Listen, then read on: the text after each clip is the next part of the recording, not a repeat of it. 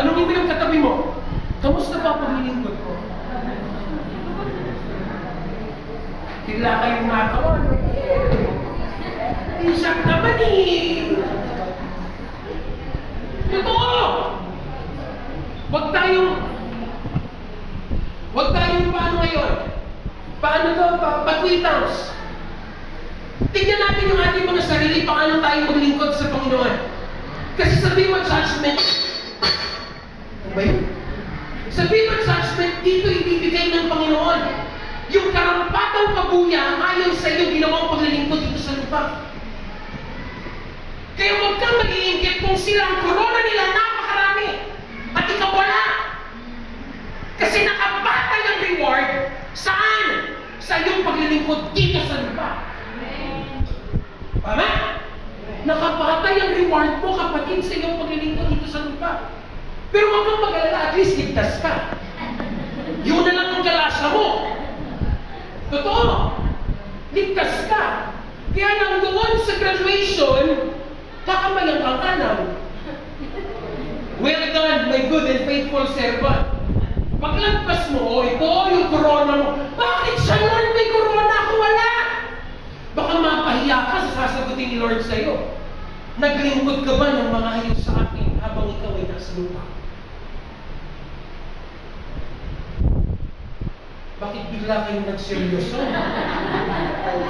Bigla kayong nag-isip? Lord! Alam nyo, nung inaaral ko po ito, pati ko nag-isip. Lord, kamusta ba yung paglilingkod ko sa iyo? Talaga bang yung paglilingkod ko ay nakatuon sa iyo? Yung aking paglilingkod ay nakatuon sa palakpak ng mga tao sa paligid ko?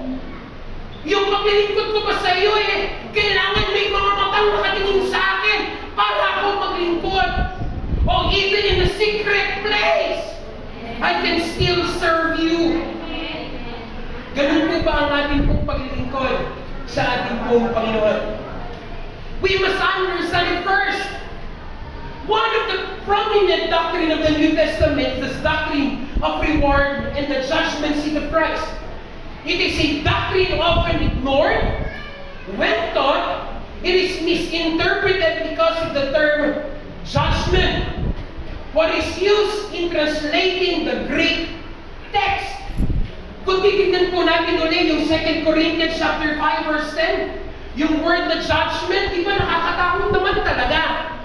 Ano po ba pumapasok sa atin pag narinig natin yung word na judgment? Naku po, ito na. Hahatulan na to.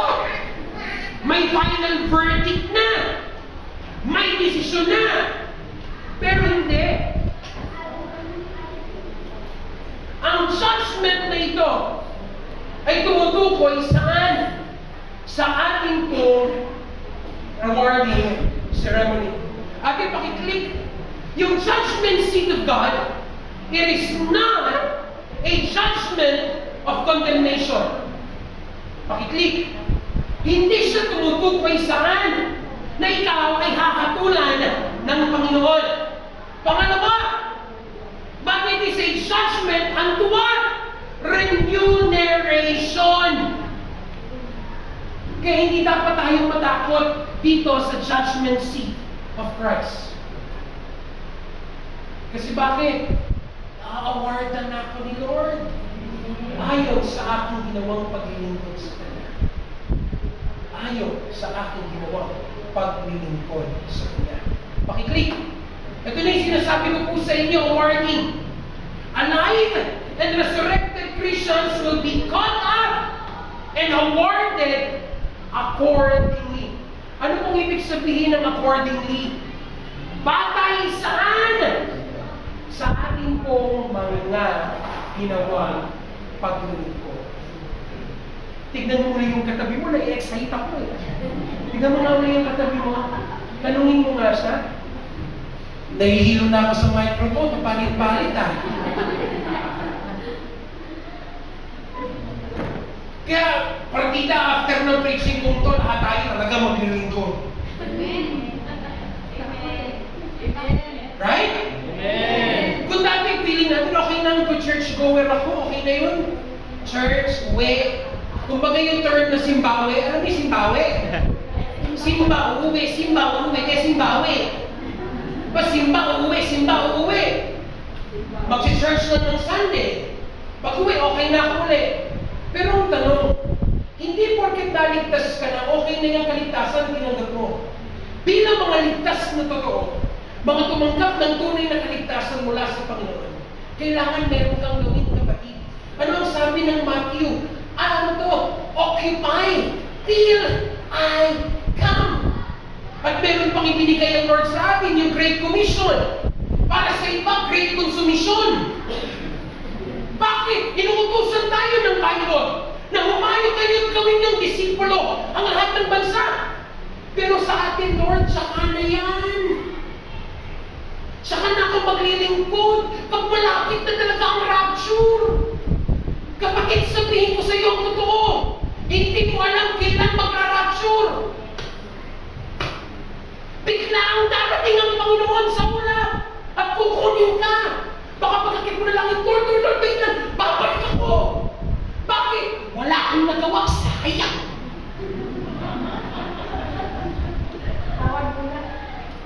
Lord, tatawad muna ako. 2 buwan lang.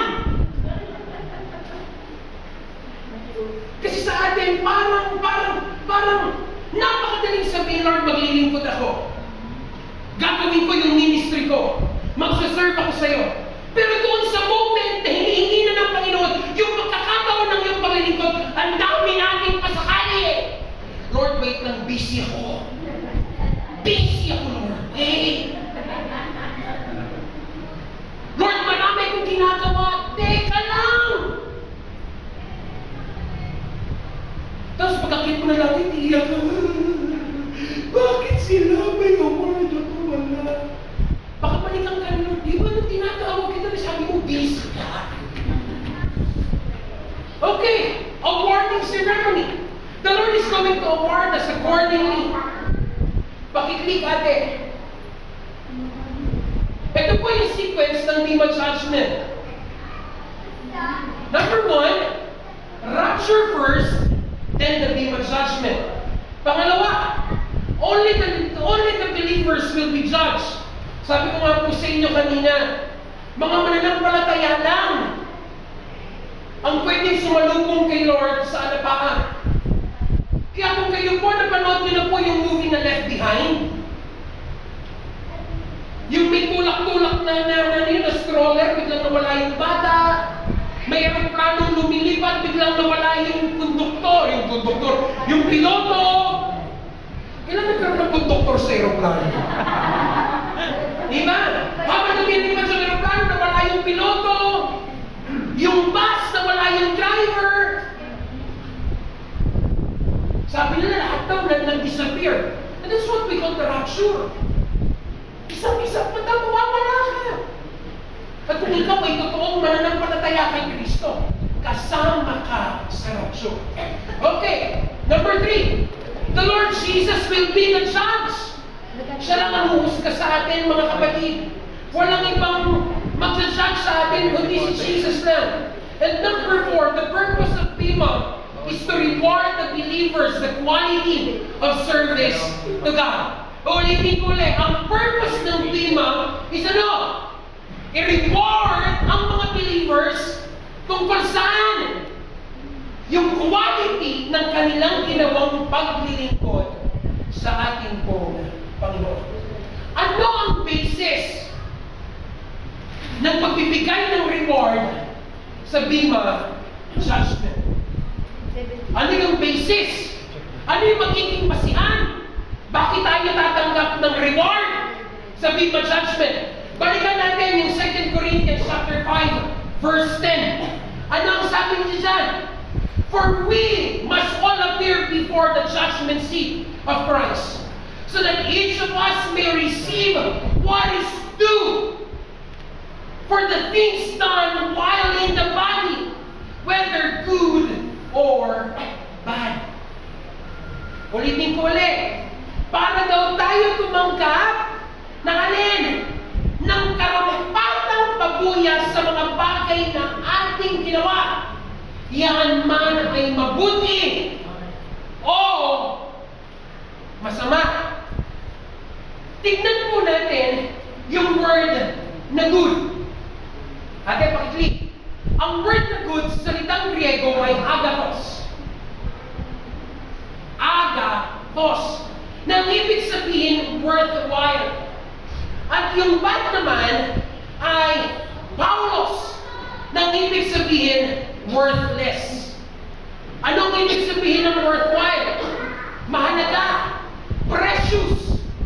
Yung worthless naman, yung wala lang, kumbaga, wala lang talaga, worthless. Walang halaga. Mamaya, ipakikita ko po sa inyo ano yung mga worthless materials at ano yung mga worthwhile materials ayon sa ating pong paglilingkod sa ating pong Panginoon. So, tignan natin ulit yung Greek word ng bad. Salitang Griego ay paulos. Nang ibig sabihin ay worthless, not morally evil. Unlike ng takos at pineras, ang ibig sabihin niya morally and ethically evil. Understand this. Rapture is not a reward, but the culmination of our salvation. Ulit, ang rapture, hindi yan gantimpala dahil sa iyong mabubuting gawa, hindi po. Ang rapture, culmination yan ng ating kaligtasan. Anong ibig sabihin ng culmination? Kasagaran na ng kaligtasan mo, kapatid. Katapusan na yan. Kumbaga, yan yung finish line ng ating salvation. Kaya ka nga nakasama saan? Sa rapture. Kaya ang tanong, sino po rito ang excited sa rapture? Amen. Tanungin mo ngayon katabi mo, excited ka ba sa rapture? Yung mga excited, kinikilig ako.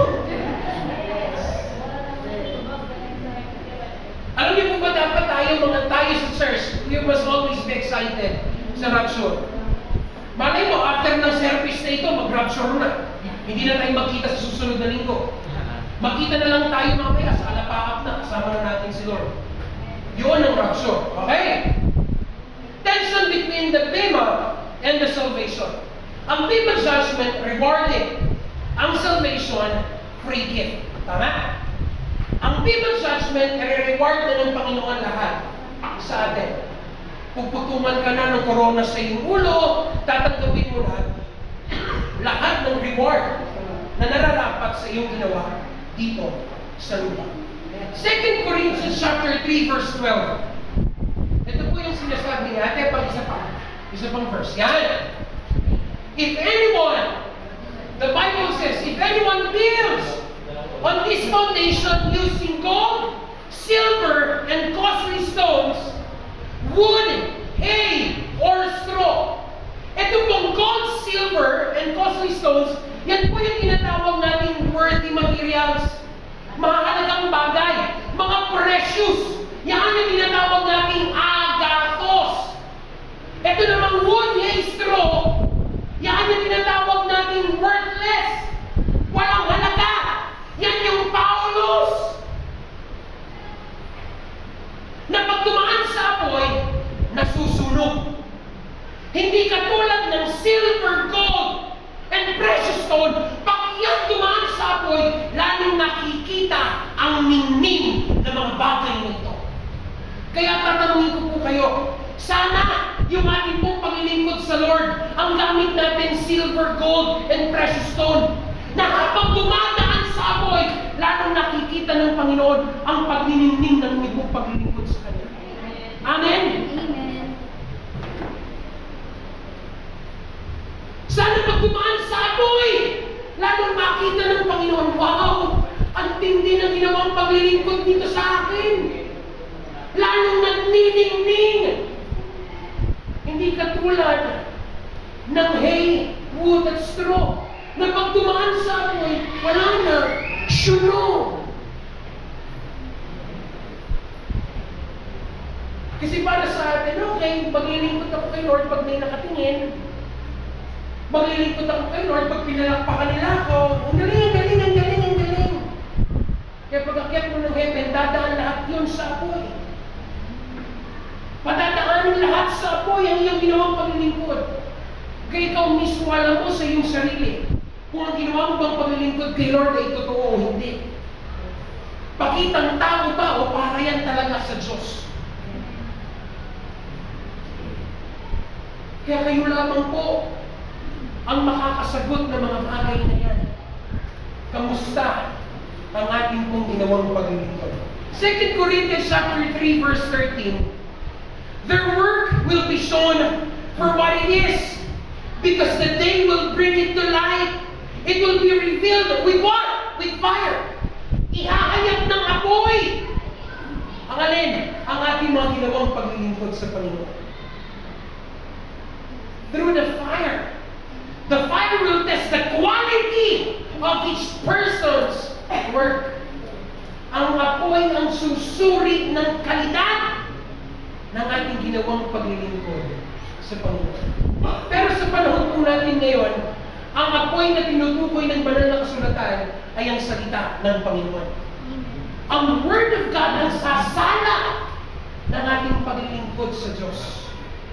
Dadaan salita ng Diyos ang ating ginagawang paglilingkod kung yan ba ay tama o hindi. Kung yan ba ay pang-iba pa yun, mapang-ibabaw, o totoong paglilingkod sa ating pong Panginoon.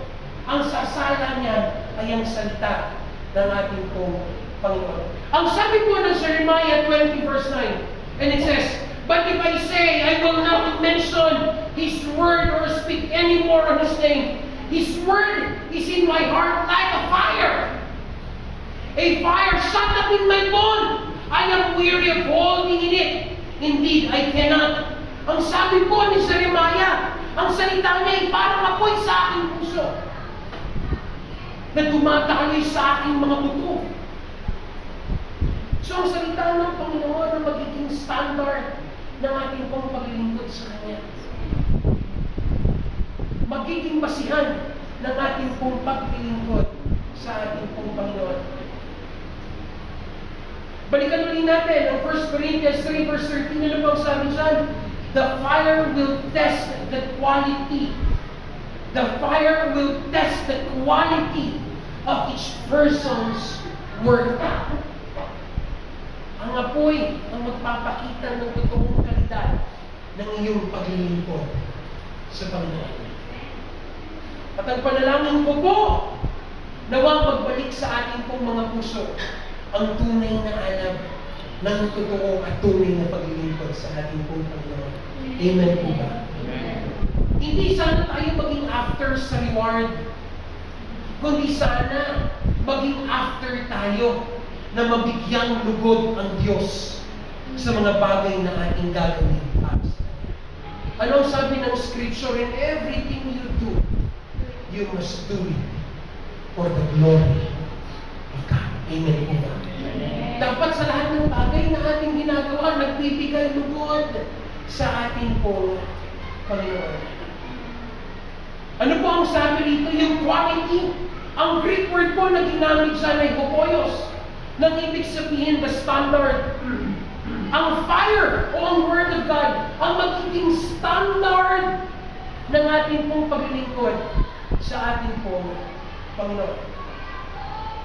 2 Corinthians chapter 3 verse 14 to 15. Ano pang sabi niya dyan? If one has been built, survives the fire, the builder will receive a what? Sabihin nyo nga po, reward. Isa pa, reward. Sabay-sabay po nga natin basahin yung verse 14. 1, 2, 3. If what has been built survives, the builder will receive the reward. Kita nyo, kung ang isang bagay na dumaan sa apoy nag-survive, anong sabi ng Scripture? Yung nagtayo nito, makakatanggap na ngayon daw. Ganting pala. Ulitin ko po ulit. Pag-akyat natin sa heaven, sa Viva Judgment, lahat ng ginawa natin dadaan sa apoy. Bakit naman mga kids? Dadaan lahat sa apoy. At kung yan, kaya ng tayuan ng apoy na ito, tayo na mga naglingkod ay makatatanggap ng pabuya. Verse 15. Ito po yung sinasabi ko sa inyo kanina. If it is burned up, the builder will suffer loss, but yet will be saved. Kaya huwag kang malungkot, kapatid, kung wala kang reward. Ulitin ko ulit. At least ligtas ka. Yun ang kalasya mo. Nasa langit ka. Tama? Yun nga lang. Wala kang corona. Wala akong reward na matatanggap based sa iyong ginawa. Yung iba naman, okay na yun, Lord. At least, nasa heaven. Kaya lang, talagang mainggit ka lahat na dumadaan sa iyo. Iba't ibang klaseng corona na nakapatong sa kalamangan mo. May koronang ginto, may koronang gawa sa perlas, may koronang punong-puno ng bato. O ito, mababato ka. Kasi wala kang natanggap na corona. Kaya ang tanong ulit, maglilingkod ka na ba o hindi ba? Okay. Tignan niyo po yung verse 14. Ang verse 14 po, tumutukoy dyan yung working materials na kanilang ginamit. Ano po yun? Yung gold, yung silver, at yung precious stone. Ibig sabihin, naglingkod sila ng tapat sa kanilang mga puso. Alam niyo po ba, lahat ng apostoles ng ating pong Panginoon, lahat sila naglingkod sa Panginoon kahit na mayroong tibak. Ano yun? Tabak na nasa kanilang mga harapan. John the Beloved, bagong makulong. Ang dami humahapon sa kanyang spear. Pero hindi siya natinag. Nagpatuloy maglingkod sa Panginoon. John the Baptist, hinahanap para patayin. Pero hindi siya natakot doon sa news na kanyang narinig na siya'y papatayin. Ano pa rin ang sinisigaw ni John the Baptist? Saan sa wilderness? Let us all prepare the way of the Lord. Natakot si John the Baptist? Hindi. Si Paul at si Peter. Papatayin na lang, nag-request pa si Pablo. Anong sabi ni Pablo? Huwag niyo akong ipapako sa krus ng katulad ng ginawa niyo sa Panginoon ko. Baliktarin niyo ako. Papatayin ka na nga, namili ka pa. Pero ang tanong, napigilan sila? Hindi. Kita niyo yung kanilang paglilingkod sa Panginoon. Hanggang sa panahon natin ngayon, umabot ang mabuting balita. Amen po ba? So itong mga taong ito, ang totoong ehemplo ng totoong paglilingkod sa ating po Panginoon. Ang verse 15, yung mga bagay na nasunog, ito yung mga worthless materials, wood, hay, or straw. Ito yung mga combustible, madaling masunog. Kaya nga mismo si Jesus Christ na nagsabi, di ba, kung ikaw ay magtatayo ng bahay, huwag kang magtatayo saan? Sa buhanginan. Magtayo ka saan? Sa bato. Dahil sa bato, siguradong yan ay matibay. Kaya lang tayo sa paglilingkod natin sa Lord, most of the time, ang hinahanap natin hindi si Lord eh. Ang hinahanap natin yung spotlight na dapat nakatutok sa atin. Para masabing, uy, naglilingkod yan sa Panginoon. Ephesians chapter 2, verse 89. And it says, God saved you by His grace.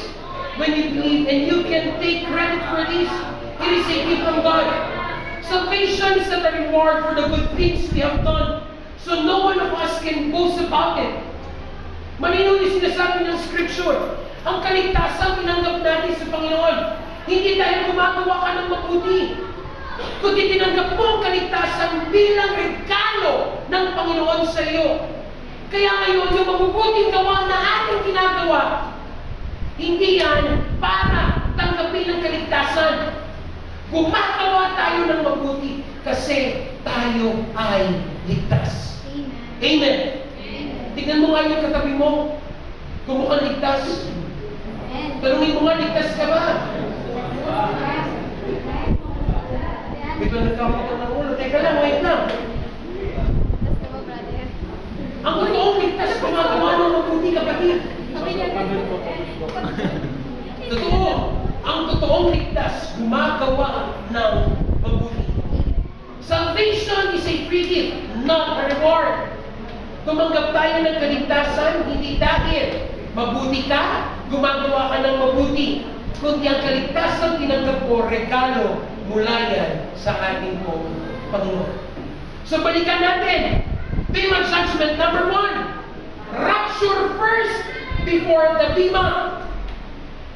Okay gusto kong matanggal sa atin ngayon, sa ating kaisipan, na ang rapture at ang second coming, isa. Hindi po, magkaiba ang rapture at ang second coming. Pangalawa, sa Bema Judgment, only believers will be judged. Tayo lang na mga ligtas ang kakatulan ng ating pong Panginoon. Number 3, the Lord Jesus will be the judge. Walang ibang hukom sa Bema Judgment kundi si Lord lang. At ang pang-apat, the purpose of Bema is to reward the believers the quality of service to God. Ulitin ko ulit. Ang purpose ng Bema ay reward tayo ng mga believers ayon sa ating ginawang paglilingkod sa ating Panginoon. Amen po ba? So ang ating pong big idea ngayon, araw pong ito, ay ito. By His grace, I will serve for His glory. Amen? Sabay-sabay tayo. Again, 1, 2, 3. By His grace, I will serve for His glory. Dahil sa biyaya ng Diyos, tayo ay maglilingkod para sa Kanyang kalwang hatian. So, ang part ko po ng Bema Judgment ay inyo pong maririnig next time pag ako po uli ang nag-preach. Pakikita ko na po sa inyo ngayon. Ano ba? Yung mga worthless at ano yung mga worthy materials based sa salita ng ating Panginoon. Tayo pong lahat ay pupuan tayo. Panginoong Jesus, maraming pong salamat sa oras na ito.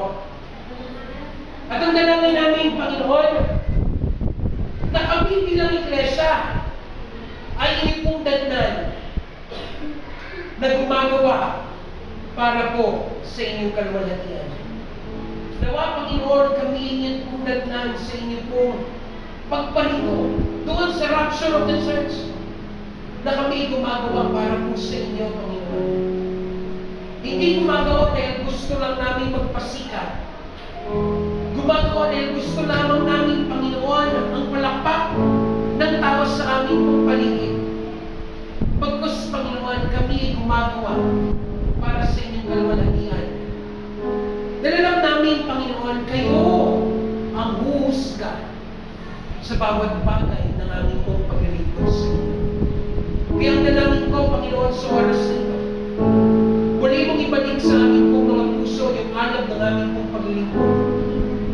Kung dumarating kami, Panginoon, sa punto na kami ay napapagod, kami ay nagsasawa, kami, Panginoon, ay nawawalan ng kumpiyansa sa aming pong mga sarili. Kung talaga bang kami hindi pong tinawag sa misteryo ng paglilingkod. Ang dalangin ko, Panginoon, hayaan mong muling marinig namin ang echo ng panawagan po ninyo sa aming pong mga buhay. Na ikaw mismo, Panginoong Jesus, ang tumawag sa amin sa ministeryo ng paglilingkod ninyo. At ang dalangin namin, Panginoon, sa oras na ito, nawa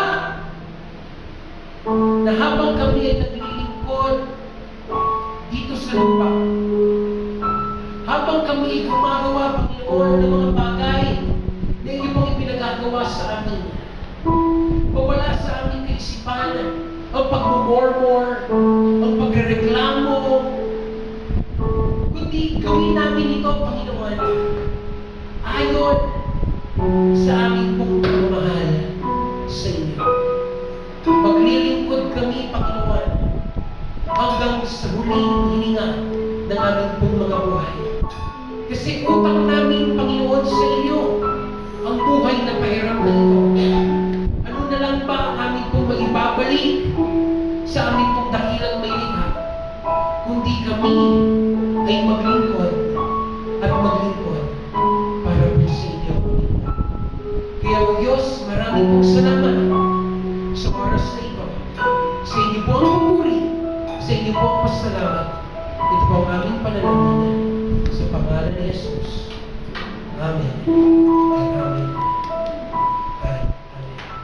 Tinatawagan ko na po ang ushers ng Holy Communion at tayo po ay magpapartake na ng elements ng Lord's Supper.